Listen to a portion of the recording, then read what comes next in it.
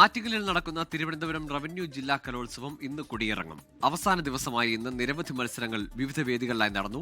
എന്നാൽ ഇവരിൽ നിന്നെല്ലാം ശ്രദ്ധേയമായത് ഇടവ ലിറ്റിൽ ഫ്ലവർ സ്കൂളിലെ വിദ്യാർത്ഥി മഹാദേവനാണ്. പരിചമുട്ട സംഘാംഗമായിരുന്നു മഹാദേവന്റെ വിശേഷങ്ങളിലേക്ക്.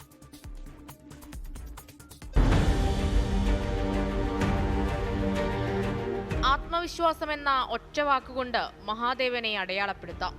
സർജറിയെ തുടർന്നുണ്ടായ വേദനയെ കടിച്ചമർത്തി അവൻ പരിചമുട്ട് വേദിയിൽ പാടി തകർത്തു. ഇടവ ലിറ്റിൽ ഫ്ലവർ ഹൈസ്കൂൾ ടീമിനെ ഒന്നാം സ്ഥാനത്തെത്തിച്ചു.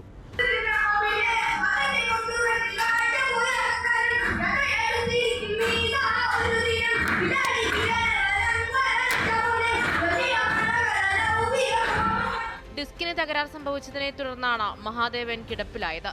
വേദന മൂലം നടക്കാൻ വയ്യാതായതോടെ അടിയന്തര ശസ്ത്രക്രിയയ്ക്ക് വിധേയനായി. യുവജനോത്സവ വേദിയിൽ പങ്കെടുക്കാൻ കഴിയാതെ വരുമെന്ന ആശങ്കയുണ്ടായിരുന്നുവെങ്കിലും അവസാന നിമിഷം അവൻ വീൽചെയറിൽ വേദിയിലെത്തി.